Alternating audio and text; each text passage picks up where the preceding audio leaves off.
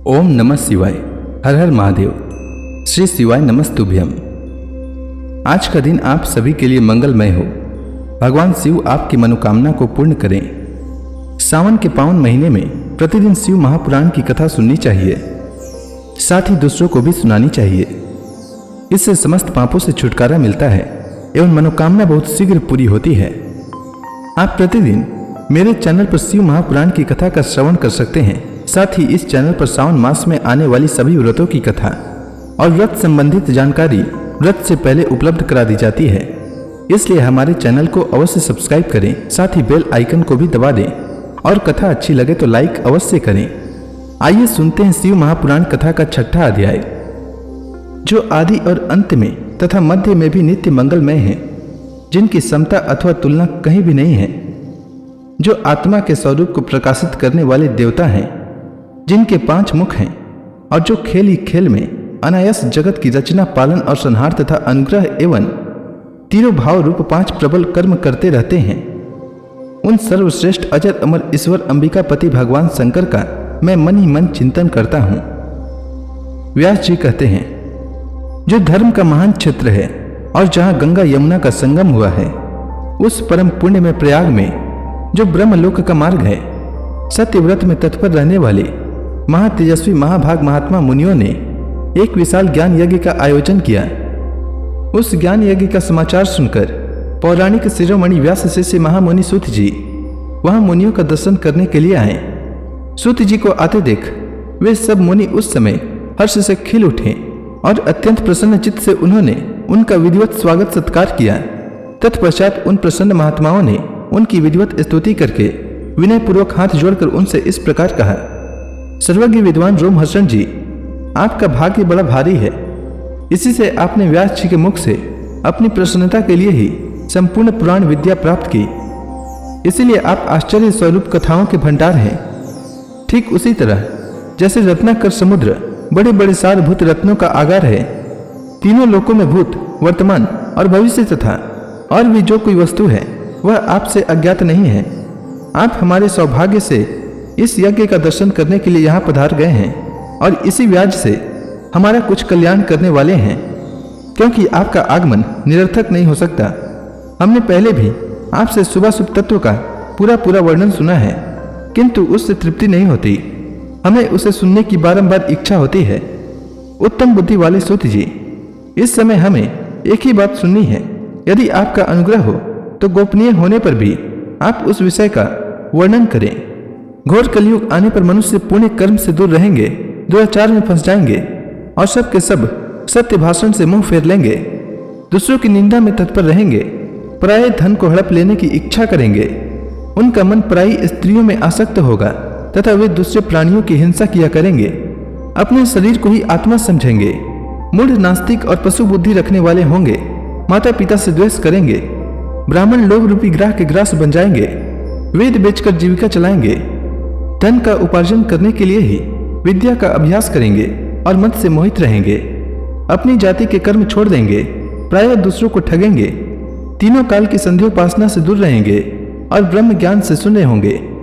समस्त क्षत्रिय वे स्वधर्म का त्याग करने वाले होंगे, कुसंगी पापी और व्यभिचारी होंगे, उनमें शौर्य का अभाव होगा, वे कुसित चौर्य कर्म से जीविका चलाएंगे, शूद्रों का सा बर्ताव करेंगे और उनका चित्त काम का किंकर बना रहेगा। वैसे संस्कार भ्रष्ट, स्वधर्म त्यागी, कुमार्गी, धनोपार्जन परायण तथा नाप तौल में अपनी कुसित वृत्ति का परिचय देने वाले होंगे। इसी प्रकार सभी वर्ण के लोग अपने धर्म का त्याग करने वाले होंगे, उनके विचार धर्म के प्रतिकूल होंगे, वे कुटिल और द्विज निंदक होंगे। यदि धनी हुए तो कुकर्म में लग जाएंगे, विद्वान हुए तो वाद विवाद करने वाले होंगे, अपने को कुलीन मानकर चारों वर्णों के साथ वैवाहिक संबंध स्थापित करेंगे, समस्त वर्णों का अपने संपर्क से भ्रष्ट करेंगे। वे लोग अपनी अधिकार सीमा से बाहर जाकर द्विजोचित सत्कर्मों का अनुष्ठान करने वाले होंगे। कलयुग की स्त्रियां प्रायः सदाचार से भ्रष्ट और पति का अपमान करने वाली होंगी, सास ससुर से द्रोह करेंगी, किसी से भय नहीं मानेंगी, मलिन भोजन करेंगी, कुसित हाव भाव में तत्पर होंगी, उनका शील स्वभाव बहुत बुरा होगा और वे अपने पति की सेवा से सदा ही विमुख रहेंगी। सूत जी, इस तरह जिनकी बुद्धि भ्रष्ट हो गई है, जिन्होंने अपने धर्म का त्याग कर दिया है, ऐसे लोगों को इस लोक और परलोक में उत्तम गति कैसे प्राप्त होगी, इसी चिंता से हमारा मन सदा व्याकुल रहता है। परोपकार के समान दूसरा कोई धर्म नहीं है। अतः जिस छोटे से उपाय से इन सब के पापों का तत्काल नाश हो जाए, उसे इस समय कृपा पूर्वक बताइए, क्योंकि आप समस्त सिद्धांतों के ज्ञाता हैं। व्यास जी कहते हैं, उन भावितात्मा मुनियों की यह बात सुनकर सूत जी मन ही मन भगवान शंकर का स्मरण करके उनसे इस प्रकार बोले। सूत जी कहते हैं, साधु महात्माओं, आपने बहुत अच्छी बात पूछी है।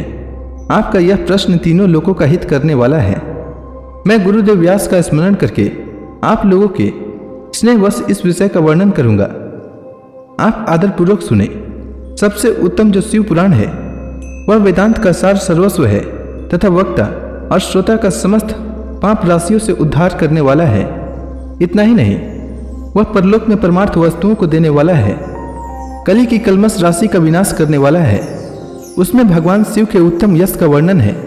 ब्राह्मणों, धर्म, अर्थ, काम और मोक्ष, इन चारों पुरुषार्थों को देने वाला वह पुराण सदा ही अपने प्रभाव की दृष्टि से वृद्धि और विस्तार को प्राप्त हो रहा है। विप्रवरो, उस सर्वोत्तम शिव पुराण के अध्ययन मात्र से वे कलयुग के पापासक्त जो श्रेष्ठतम गति को प्राप्त हो जाएंगे। कलयुग के महान उत्पात तभी तक जगत में निर्भय होकर विचरेंगे जब तक यहाँ शिव पुराण का उदय नहीं होगा। इसे वेद के तुल्य माना गया है। इस वेद कल्प पुराण का सबसे पहले भगवान शिव ने ही प्रणयन किया है।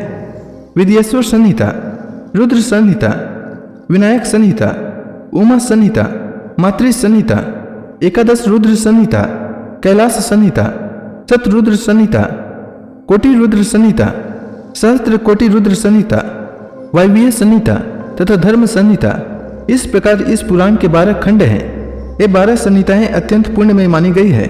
ब्राह्मणों, अब मैं उनके श्लोकों की संख्या बता रहा हूँ। आप लोग वह सब आदरपूर्वक सुने। विद्येश्वर संहिता में 10,000 श्लोक हैं।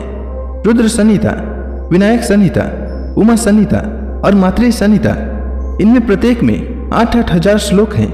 ब्राह्मणों, एकादश रुद्र संहिता में 13,000, कैलाश संहिता में 6,000, शतरुद्र संहिता में 3,000, कोटि रुद्र संहिता में 9,000, सहस्त्र कोटि रुद्र संहिता में 11,000, वायवीय संहिता में 4,000 तथा धर्म संहिता में 12,000 श्लोक हैं। इस प्रकार मूल शिव पुराण की श्लोक संख्या 1,00,000 है, परंतु व्यास जी ने उसे 24,000 श्लोकों में संक्षिप्त कर दिया है। पुराणों की कर्म संख्या के विचार से इस शिव पुराण का स्थान चौथा है। इसमें 7 संहिताएं हैं। पूर्व काल में भगवान शिव ने श्लोक संख्या की दृष्टि से 100 करोड़ श्लोकों का एक ही पुराण ग्रंथ ग्रथित किया था। सृष्टि के आदि में निर्मित हुआ वह पुराण साहित्य अत्यंत विस्तृत है। फिर द्वापर आदि युगों में द्वैपायन आदि महर्षियों ने जब पुराण का 18 भागों में विभाजन कर दिया, उस समय संपूर्ण पुराणों का संक्षिप्त स्वरूप केवल 4 लाख श्लोकों का रह गया। उस समय उन्होंने शिव पुराण का 24,000 श्लोकों में प्रतिपादन किया। यही इसके श्लोकों की संख्या है। यह वेद तुल्य पुराण 7 संहिताओं में बटा हुआ है। इसकी पहली संहिता का नाम विद्येश्वर संहिता है। दूसरी रुद्र संहिता समझनी चाहिए।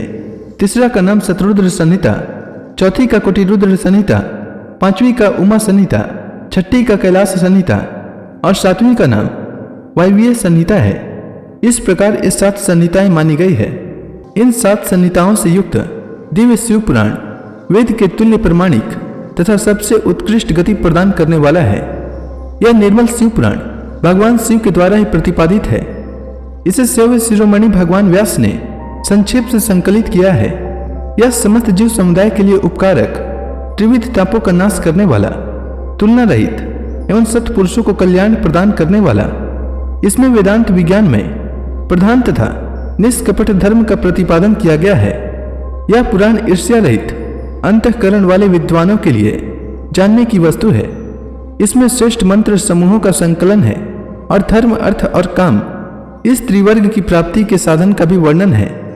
यह उत्तम शिव पुराण समस्त पुराणों में श्रेष्ठ है। वेद वेदांत में वेद्य रूप से विलसित परम वस्तु परमात्मा का इसमें गान किया गया है। जो बड़े आदर से इसे पढ़ता और सुनता है वह भगवान शिव का प्रिय होकर परम गति को प्राप्त कर लेता है। तो इसी के साथ यह अध्याय समाप्त हुआ।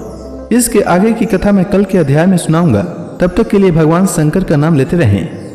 तो प्रेम से बोलिए भगवान शंकर की जय, माता पार्वती की जय, समस्त देवी देवताओं की जय।